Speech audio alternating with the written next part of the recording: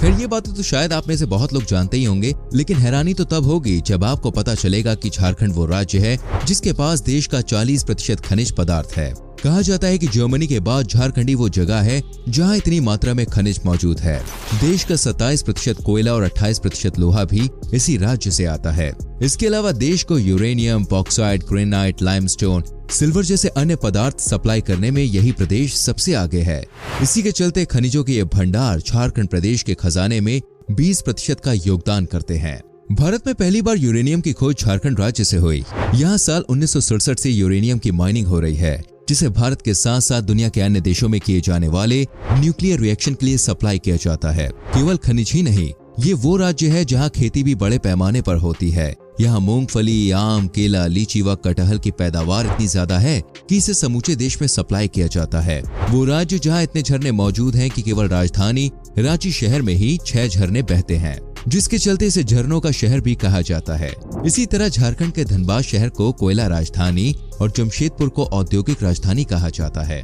झारखंड वही राज्य है जिसने भारत को क्रिकेट का सबसे सफल कप्तान महेंद्र सिंह धोनी दिया। जी हाँ, भारत को वर्ल्ड कप दिलाने वाले और कप्तान कूल माही के नाम से मशहूर धोनी झारखंड की राजधानी रांची से आते हैं। यही नहीं, हमारी देसी गर्ल प्रियंका चोपड़ा भी इसी राज्य से संबंध रखती हैं। प्रियंका चोपड़ा का ननिहाल जमशेदपुर शहर में है। एक्ट्रेस तनुश्री दत्ता और मिस इंडिया मीनाक्षी शोशात्री भी उन हस्तियों में से एक है जिनका जन्म झारखंड में हुआ। घूमने फिरने की बात की जाए तो झारखंड भारत का वो राज्य है जहां एक दो नहीं बल्कि सैकड़ों की संख्या में टूरिस्ट प्लेसेस और स्पॉट्स मौजूद हैं। जैसे इस प्रदेश में एक जगह ऐसी भी है जिसे मिनी लंदन भी कहा जाता है। रांची में मौजूद मैक्लुस्कीगंज वो जगह है जो पहाड़ियों के बीच बसी हुई है, जिसकी नींव एंग्लो इंडियंस ने साल 1932 में रखी थी। यहाँ कभी 400 से भी ज्यादा एंग्लो इंडियंस परिवार रहा करते थे, जो समय के साथ खत्म होते चले गए। आज इनकी संख्या मुट्ठी भर रह गई है, इसलिए बाकी सभी बंगलों को यहाँ आने वाले सैलानियों के लिए खोल दिया गया है, जिसके चलते आज मैक्लुस्कीगंज झारखंड राज्य का एक टूरिस्ट स्पॉट बन चुका है। लोग यहाँ हर साल हजारों की संख्या में अपनी छुट्टियां मनाने आते हैं। 200 एकड़ में बना हुआ जुबली पार्क इस राज्य के आकर्षण का एक और नमूना है। इसमें चिड़ियाघर, एंटरटेनमेंट पार्क और ऐसे फाउंटेन्स मौजूद हैं जिन्हें देखने दुनिया भर से लोग यहाँ आते हैं। जुबली से मात्र कुछ ही दूरी पर बसा टाटा स्टील का जूलॉजिकल पार्क टाटा द्वारा बनवाया गया है, जिसे केवल बच्चों के घूमने फिरने के लिए खास तौर से तैयार किया गया है। ऐसे विशेष पार्क केवल झारखंड राज्य में ही मौजूद हैं। रॉक गार्डन के बारे में दोस्तों आपने सुना ही होगा। जी हाँ, रांची स्थित ये रॉक गार्डन झारखंड प्रदेश की एक और शान है। ये देश का सबसे अनोखा और विशेष रॉक गार्डन है। पंचघाघ या हुंड्रू झरना और तो और मैथन डैम भारत के सबसे बड़े डैम्स में से एक। मैथन और अन्य दोनों झरनों को देखने देश विदेश से हर दिन यहाँ हजारों टूरिस्ट आते हैं। यहाँ मौजूद कुछ स्थान तो ऐसे भी हैं जिनका इतिहास वर्ष 500 ईसा पूर्व से शुरू होता है, जिन पर कभी मगध, अंग, मौर्य, गुप्ता, नागवंशी, चेरो जैसे साम्राज्यों का राज हुआ करता था। घूमने फिरने के बाद बात करते हैं अध्यात्म की, तो आपको मैं बताना चाहूंगा कि झारखंड एक धार्मिक राज्य भी है जहां विभिन्न धर्मों को मानने वाले लोग एक साथ रहते हैं। ये मुख्यतः हिंदू बहुल राज्य है जहां 67% हिंदू धर्म को मानने वाले हैं, 15% इस्लाम को मानने वाले और लगभग 4.5% ईसाई धर्म को मानने वाले लोग रहते हैं। धर्मों के अनुपात के हिसाब से यहाँ मौजूद धार्मिक स्थल भी उसी अनुपात से मौजूद हैं और मशहूर भी हैं।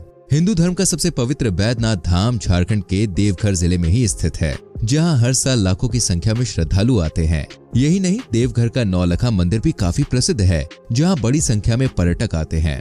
इस मंदिर की वास्तुकला दोस्तों इतनी शानदार है जिसे देखकर कोई भी इसकी ओर आकर्षित होने से अपने आप को रोक नहीं पाएगा। कहा जाता है कि इस मंदिर का नाम नौलखा इसलिए पड़ा क्योंकि इसके निर्माण के लिए रानी चारुशिला ने 9 लाख रुपए दान किए थे। यहाँ का सबसे मुख्य त्योहार होली है, जिसे यहाँ 15 दिनों तक मनाया जाता है।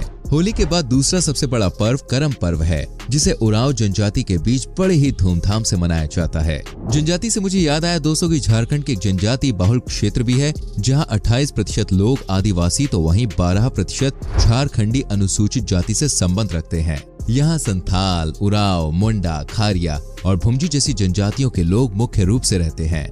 देश की नंबर 1 कंपनी टाटा ने साल 1907 में अपना और देश का पहला steel plant Tata steel Jharkhand की धरती पर लगाया, जिसे आज जमशेदपुर के नाम से जाना जाता है। इस शहर का नाम दोस्तों टाटा कंपनी के संस्थापक जमशेदजी टाटा के नाम पर ही रखा गया है।